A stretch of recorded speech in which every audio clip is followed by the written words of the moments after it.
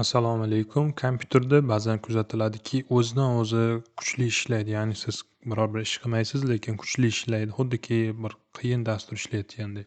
Mana shu holatlarda ko'pincha sabab bo'ladi yoki virus tushgan bo'ladi yoki qandaydir mayning bo'layotgan bo'ladi. Mayning degani kriptovalyuta ishlab chiqarish uchun sizni kompyuteringizdan foydalanishlari. Bu qanday bo'ladi? Bu qandaydir viruschalar tushishi natijasida sizni kompyuteringizdan bot kompyuter bo'lib foydalanishi mumkin. Ya'ni men xakerman yoki yomon dasturchiman, qandaydir kod bilan nimadir dasturni yoki nimadir faylni tarqataman. U mana shunday kompyuteringizga o'rnashadida, o'ziga kerak payt, men aytgan paytlarim sizni protsessoringizdan, internetingizdan foydalanib, mayning qilib, o'sha kriptovalyuta yaratadi. O'shaning natijasida siz hech narsa ish qilmasangiz ham kompyuteringiz tez ishlayotganini sezishingiz mumkin.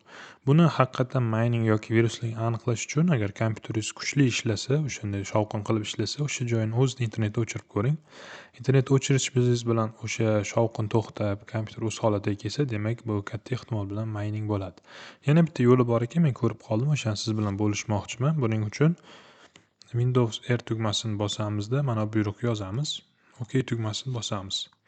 Va bizga mana bunday oyna chiqadi. Bu oynadan sustainani belgilab, Приостановлен deganlardan bir ikkitalarni izlab ko'ramiz, ya'ni shubhalilarini. Aytaylik, mana bu sistem bo'lsa, poisk internet qilsangiz, Bing orqali mana shuni topib beradi. Bu aytyapti Windows System Files that represent Modern Unit. Demak, bu virus emas. Bu aytishi bo'yicha.